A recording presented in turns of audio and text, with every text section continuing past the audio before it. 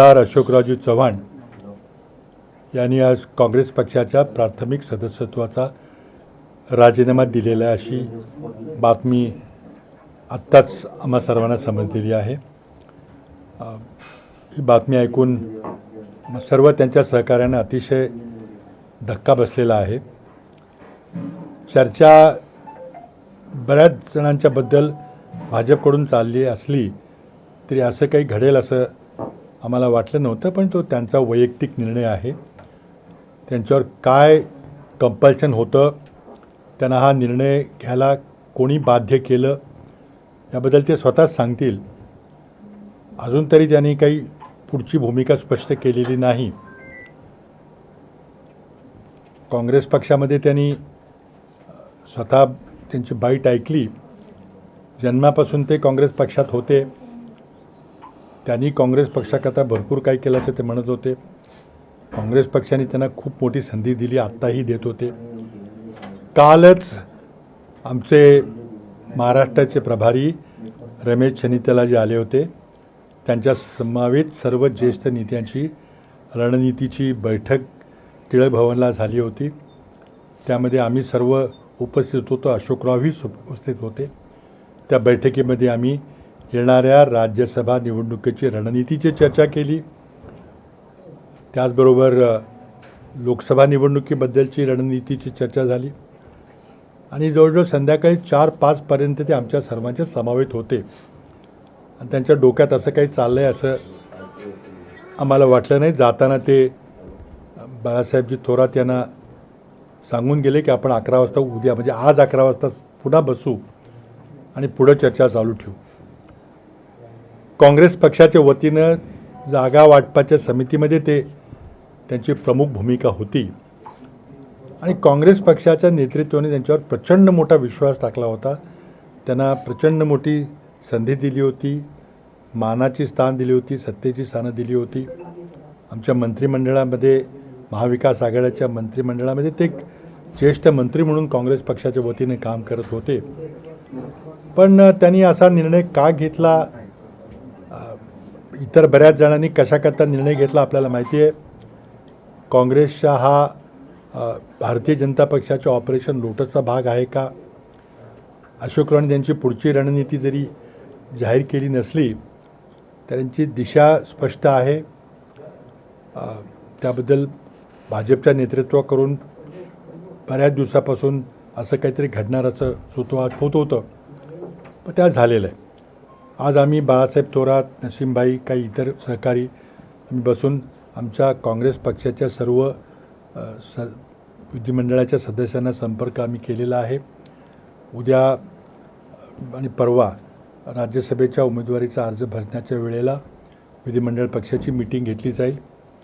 परंतु या सर्व परिस्थितीमध्ये आम्ही ज्या विधिमंडळाच्या सदस्यांचे नेत्यांची संपर्क साधलेला आहे, कोणीही त्यांच्याबरोबर कुठं जाणार नाही। मुद्दाम भारतीय जनता पक्षातर्फे वावड्या उडवल्या जात आहेत, अमुक गेले, तमुक गेले, नावं सांगली जात आहेत, पण त्यावर कोणीही काही विश्वास ठेवू नये। काँग्रेस पक्ष हा जनतेकडे न्याय मागायला जाणार आहे। हे घडतंय ते कशामुळं घडतंय ते महाराष्ट्रातल्या जनतेला माहिती आहे। आज भारतीय जनता पक्षाला लोकांच्या समोर निवडणुकीला सामोरं जायचं धाडस नाही आणि त्यामुळं विरोधी पक्षांचं विभाजन करून फाटाफूट करून आपल्याला काही संधी मिळते का याचा प्रयत्न चाललेला आहे। त्यामुळं जरी नेते मंडळी गेले तरी त्यांना मतं देणारे मतदार, त्यांचे कार्यकर्ते आणि सर्वसामान्य जनता ही या नेत्यांच्या बरोबर कधीही जाणार नाही आणि निवडणुकीला जेव्हा ते सामोरं जातील तेव्हा त्याचं खरं चित्र त्यांना त्या ठिकाणी दिसेल। आज आम्ही आमचे सर्व सहकारी खंबीरपणे काँग्रेसच्या मागे उभे आहोत आणि हे जे दुर्दैवी निर्णय अशोकरावांनी घेतलेला आहे त्याबद्दल एक खंत व्यक्त करतो आणि ते काही योग्य निर्णय घेतील अशी अपेक्षा करतो, कारण त्यांनी इतकी वर्ष काँग्रेसमध्ये काम केलेलं आहे। काँग्रेसने त्यांना जे काही करायचं ते केलेलं आहे, ते महत्त्वाची पदं दिली होती, पण त्यांच्यावर का त्यांना बाध्य केलं गेलं हे काही समजत नाही। ते मला वाटतं 1-2 दिवसामध्ये सांगतील की त्यांच्यावर कसला दबाव होता, त्यांना असा निर्णय घ्यायला का बाध्य केलं गेलं, कोणी बाध्य केलं, कशाची त्यांना भीती होती, हे तेच सांगतील. परंतु या ठिकाणी एवढंच मी सांगू इच्छितो की काँग्रेस पक्ष मजबूतीने येणाऱ्या राजकीय आव्हानाला सामोरं जाणार आहे. आणि जरी अशोकराव गेले असली, दुर्दैवी घटना असली, तरी मला वाटतं काँग्रेस पक्ष मजबूतीने येणाऱ्या आव्हानानं मोदी सरकारचा सामना करणार आहे. आज सुबह खबर मिली कि हमारे ज्येष्ठ सहकारी कांग्रेस पार्टी के वरिष्ठ नेता, राज्य के पूर्व मुख्यमंत्री, कांग्रेस कार्य समिति के सदस्य और जो महाविकास आघाड़ी के जो कोऑर्डिनेशन कमेटी के उसके भी एक अहम नेता अशोक राव जी चौहान ने पार्टी का इस्तीफ़ा दिया है और अपने विधायक पद का भी इस्तीफ़ा दिया है. खबर तो धक्कादायक है, चर्चाएं बहुत हो रही थी, लेकिन ऐसे कुछ निर्णय लेंगे ऐसी अपेक्षा नहीं थी, लेकिन उन्होंने ये निर्णय लिया है. उनकी क्या बाध्यता थी, उन पे क्या दबाव था, उनको क्यों ये निर्णय लेना पड़ा, इसके बारे में खुद ही वो बताएंगे.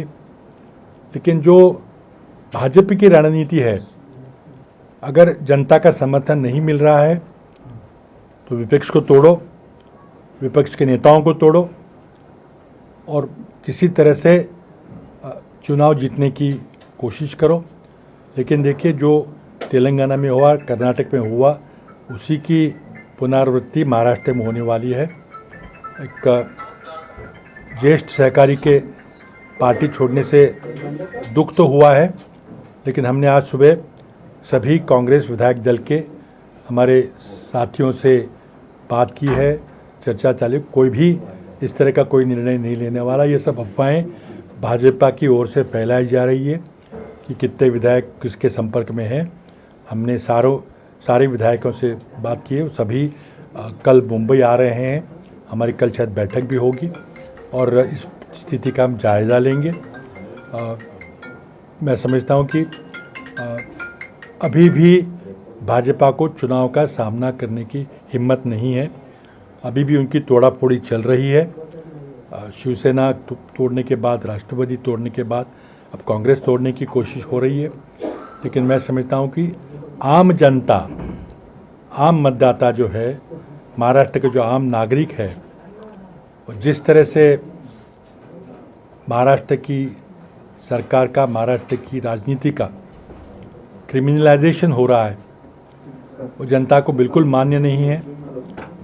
अशोक राव जी अपनी आगे के रणनीति के बारे में 1-2 दिन में घोषणा करेंगे, लेकिन ये बहुत ही दुर्भाग्यपूर्ण निर्णय उन्होंने लिया है और उनकी बाध्यता के बारे में वो अपने खुद आपको अवगत करेंगे. This morning we heard that our senior colleague, former Chief Minister of Maharashtra, member of the Congress Working Committee, a leader of the Maharashtra Alliance, which was negotiating seat adjustment with our partners, Shri Ashok Chauhan, has resigned his membership of the Legislative Assembly and has also resigned from the primary membership of the Congress Party and also from all the positions that he held in Delhi, in the Working Committee and other places. It's a very sad decision. Although this was being talked about for a long time, we did not think that a person like Mr. Ashok Chauhan will take such a decision. Congress Party has given him a lot of responsibilities. He was made Chief Minister on 2 occasions. He was made a minister in the previous Mahavikas Aghadi government. He was member of the Congress Working Committee. He was a leader of the state. He was also a former PCC president of the state. I think what went wrong, who was he upset about, we don't know. He'll himself tell you what happened. But I think it's a very tragic thing. I don't think ordinary Congress worker We will appreciate what has happened. We have met here this morning in my office. We also contacted all the members of our legislative party. They are all with us. They assured us that nothing of the sort is happening. Although BJP leadership is spreading rumors that certain 2-3 MLAs are in contact with XYZ, I don't think anybody is going to leave the party. As a matter of fact, it is very surprising. Yesterday itself, when the Congress in charge, Sri Ramesh Chanitala, had come to Mumbai, and we had a strategy meeting of all the senior leaders in Tilak Bhavan. Mr. Ashok Chavan himself was present. We discussed the strategy for the forthcoming Rajya Sabha elections. We discussed the strategy for our Lok Sabha election, about the seat distribution, and he was very much there, and there was no inkling that he was thinking of such a drastic step. As a matter of fact, while the meeting broke, he assured Balasabji Thorat that we will meet tomorrow, that is this morning, to further discuss the strategy. What went wrong overnight, one doesn't know. What was the pressure, what was the compulsion, we all can guess, but I think he himself will come and brief you as to why did he take a decision. Was he upset with some leader in the local level? Did he want some position in the state? We don't know, but it's been a very unfortunate decision. But all the members of the legislative party has assured us here that they are firmly with the party, that people do not like such changing over the party and deceiving the party, or and being traitor to the leadership of the party. It's very sad. I think when you go to the polls at the election time, voters will teach lesson to all of them who have deserted the confidence of their voters and changed parties, either to protect themselves from the pressure of the investigative agencies, or in the hope of getting some office or whatever. I think people of Maharashtra do not like this. Is not Maharashtra culture to deceive the leadership, to deceive the people who voted for them. I think people will teach all of them a lesson. Sir तुम्ही एक विधान केलं की watch केलं जात होतं अशोक चव्हाणांविषयी. या संदर्भात तुमची कोर्ट कमिटीची अशोक चव्हाणांसंदर्भात कधी यापूर्वी बोलणं झालं होतं का, की तुमच्या संदर्भात विधानं येत आहेत पक्षप्रवेशाविषयी? यापूर्वी तुमचं काय असं बोलणं झालं होतं? असं मी बोललो नाही, पण ही विधानं येत होती तर तुम्ही मीडियावर चालूच होता, तुम्हाला माहिती आहे. आमची इंटरनल चर्चा होत होती, पण असं काही घडेल असं नव्हतं. मी आत्ताच सांगितलं आपल्याला की काल दुपारपर्यंत आमची जी स्ट्रॅटेजी कमिटी होती त्याची मीटिंग चालू होती. ते मीटिंगचे ते सन्मान्य सदस्य होते, ज्येष्ठ नेते होते, ते ठरवत होते की राज्यसभेची रणनीती काय करायची, लोकसभेची जागा वाटप कसं करायचं. अचानक ते असा काही निर्णय घेतील असं काही वाटलं नव्हतं. फोन झाला का, तुमचा काही संवाद होऊ शकला का? राजीनामा दिल्यानंतर काय कारण होऊ शकलं? नंतर नाही झालं.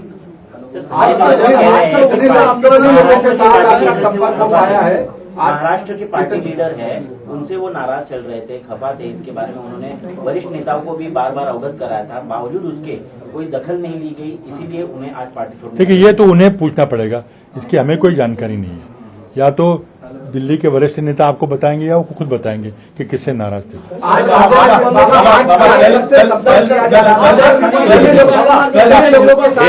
आज संपर्क आप लोगों ने किया विधायकों के साथ, कितने विधायकों के साथ संपर्क हो पाया? और जिस तरीके से दावे किए जा रहे हैं कि 12 एमएलए करीब उनके साथ हैं, जिसमें कई पूर्व मिनिस्टर्स भी हैं जो एमएलए. देखिए, हमने तो हमारे सारे विधायकों से कांटेक्ट करने की कोशिश की है. सभी ने अलग अलग तरीके से की है. ये अफवाह तो फैलाई जा रही है, आज पहली बात तो नहीं है. कई दिनों से चल रही है. कोई 25 बोल रहा है, कोई 30 बोल रहा है, कोई 20 बोल रहा है, कोई 11 बोल रहा है. ये तो अफवाह चलाई जा रही है. लेकिन हमने तो अपने साथियों से, अपने विधायकों से संपर्क किया है. सभी ने हमें आश्वस्त किया है कि ऐसे कोई कहीं नहीं जा रहा है. लेकिन अब वो अफवाह उड़ाने वालों को चलाने दीजिए. चौहान साहब के बारे में भी इस तरह की बातें, अशोक चौहान साहब के बारे में इस तरह की जो खबरें आती थी मीडिया से, तो आप लोग कहते कि अफवाह है. लेकिन जो हमें जानकारी मिल रही है कि बीजेपी राज्यसभा के लिए अभी अपना चौथा उम्मीदवार उतरना चाहती है, और इसलिए वो कांग्रेस के कई नेताओं के, कांग्रेस के कई विधायकों के कॉन्टेक्ट में है. तो आपकी जब कांग्रेस में कल आपकी जो विधायकों की मीटिंग हो रही है, तो क्या विधायकों को एक साथ रखने की प्लानिंग भी होगी चुनाव तक? देखिए, भाजपा अपनी रणनीति तय करेगा, हम थोड़ी उनकी रणनीति तय करेंगे। उनको 3 चुनाव में प्रत्याशी उतारने, 4 उतारने, उनका निर्णय है और उनको कोशिश करनी है अपने वोट बढ़ाने की, तो वो करेंगे, उस पर कोई मतलब नहीं है। हम अपने विधायकों की मीटिंग लेंगे। हमारे सीएलपी नेता बाला साहब थोराते उन्होंने मीटिंग का नोटिस जारी किया है, हम सबको लेके बैठेंगे और मुझे विश्वास है कि कोई अप्रिय घटना नहीं घटेगी।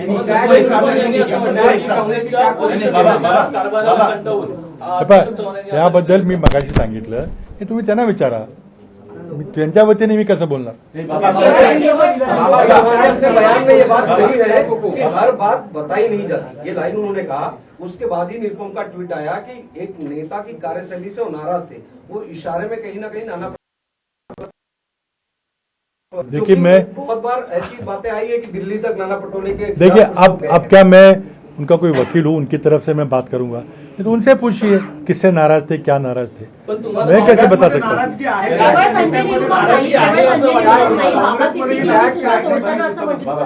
जे निर्णय घेतात किंवा स्टेटमध्ये जे निर्णय घेतात त्यांच्या सिस्टीमचा प्रॉब्लेम आहे. सो जे नेते सोडून चालले ते कुठे एक प्रकारे काँग्रेसच्या सिस्टीम बद्दल किंवा निर्णय कार्यपद्धतीबद्दल प्रश्न उपस्थित. हे पहा, कोण कशा कथा सोडून चाललेला आहे तर आपल्याला माहिती आहे. काही दिवसापूर्वी आमचे एक ज्येष्ठ सहकारी माजी केंद्रीय मंत्री सोडून गेले, ते कशा कथा गेले, इतर कोणी कशा कथा गेले. आता यामध्ये फार खोलात जायची काही गरज नाही, सगळ्यांना माहिती आहे काय ते. तर त्यामुळं ते का गेले स्वतः विश्लेषण देतील. 2 दिवसात त्यांनी सांगितलेलं आहे, मी त्याचं स्पष्टीकरण देईन. भाजपने 405चा नारा दिलेला आहे, भाजपने 405चा नारा दिलेला आहे, तो त्यांना साध्य होत नाही म्हणून हे फोडाफोडीचं राजकारण केलं तर असं वाटतं. असंच होत आहे ना. भाजपला आज महाराष्ट्रामध्ये कुठलीही निवडणूक घ्यायची त्यांची तयारी नाही. ती स्थानिक स्वराज्य संस्थेची निवडणूक असेल, महापालिकांची निवडणूक असेल, जिल्हा परिषद असेल, म्हणून पक्ष फोडल्याशिवाय आपल्याला लोकांच्या समोर जाता येणार नाही. विरोधी पक्षांना संपुष्टात आणल्याशिवाय आपल्याला जाता येणार नाही. त्याची रणनीती चालू आहे, पण जितके ती आहे अशा प्रकारे रणनीती चालू आहे, तितके लोक त्यांच्या कारभाराला कंटाळून त्यांच्यावर त्रस्त झालेले आहेत, उद्विग्न झालेले आहेत आणि ते आता निवडणुकीमध्ये त्याचा धडा शिकवल्याशिवाय राहणार नाही. बाबा, लेकिन बाकी विधायकों का कैसे बाबा एग्जैक्ट क्या किस तरीके की रणनीति हो रही है? क्या जब तक वोटिंग राज्यसभा की नहीं होगी तब तक कांग्रेस के सभी विधायकों को मुंबई में रखा जाएगा क्या? देखिए, पहले तो चुनाव होगा कि नहीं ये 15 को ही पता चलेगा. अगर 6 ही उम्मीदवार हो गए तो शायद चुनाव ना हो. तो अगर कोई एक्स्ट्रा उम्मीदवार खड़ा होता है तभी चुनाव की बात आती है. हमारे सीएलपी नेता बाला साहब जी थोराते उन्होंने सीएलपी की मीटिंग बुलाई है, सबको बुलाया साथ में, क्योंकि वो 15 को शायद नॉमिनेशन जब पर्चा भरा जाएगा तो उस समय सभी विधायक साथ में रहेंगे. तो अगर चुनाव होते हैं तो जो रणनीति करनी है वो करेंगे जरूर. ये बाबा, राज्यसभा के लिए क्या महाराष्ट्र से कोई उम्मीदवार होगा या फिर पार्टी तय करेगी? देखो, ये हम थोड़ी तय करते नहीं, हैं. आपकी लोगों की मांग तो ये तो देखो, एआईसीसी से उम्मीदवार तय होके दिल्ली का केंद्रीय चुनाव समिति वो तय करेगी. बाबा, प्रकाश आंबेडकर से आप चर्चा कर रहे हैं, उनका कहना है कि Congress legislative party meeting been with respect to Rajya Sabha election, has a whip been issued, and what are Congress's efforts to keep its stock together till the Rajya Sabha polls? The answer is yes, we have called a meeting of the Congress legislative party. Appropriate whip will be issued when required. But we are not yet sure whether there will be election, because only when more than 6 candidates file their nomination would there be a need for an election. But if election happens, then we'll be prepared for it, and whatever is required to be done to keep our voters together will be done. बाबा, वंचित बहुजन आघाड़ी का कहना है कि जो हमें BJP की बी team बुलाते थे वो खुद कांग्रेस बीजेपी की ए टीम बनकर काम कर रहे हैं. देखो, विषय जो है हमारा आज जो है वो एक विशिष्ट, बाकी जो लंबी बातें हैं वो जागा वाटपेचा निर्णय वगैरह तो नंतर त्याच्यावर चर्चा करू. क्या एक सवाल ये है, पहले मिलिंद देवरा गए, उसके बाद बाबा सिद्दीकी गए, अब जो है अशोक चौहान गए. कांग्रेस के नेताओं में पिछले 3-4 हफ्तों में लगातार एक नेता निकल रहे हैं. अपने तमाम विधायकों को, नेताओं को एकजुट करने के लिए पार्टी से कुछ कवायद कर रही है, कुछ स्ट्रेटजी बना रही है. देखिए, कुछ लोगों को कोई पद का आश्वासन दिया है, वो आपको पता है सारा. कुछ लोगों को किस चीज़ का डर है, हम नहीं जानते, कोई कोर्ट केस का या कोई ईडी के खतरा है। अपने अपने निर्णय लेने के लिए सभी उन्होंने लिया है, वो आपको समय चलते बता देंगे कि उन्होंने क्यों निर्णय लिया है। लेकिन अब निर्णय अगर किसी कारण से ले और आप कोई कारण बताने की कोशिश हो रही कि इसलिए गए, इससे नाराज थे, उसमें कोई मतलब नहीं है। जिन्होंने जो निजी फैसला लिया है, एक बहुत दुखित करने वाला फैसला है, लेकिन हम उसको स्वीकार करते हैं। Last question. अल्टीमेटली आपको जनता के कोर्ट में जाना पड़ेगा।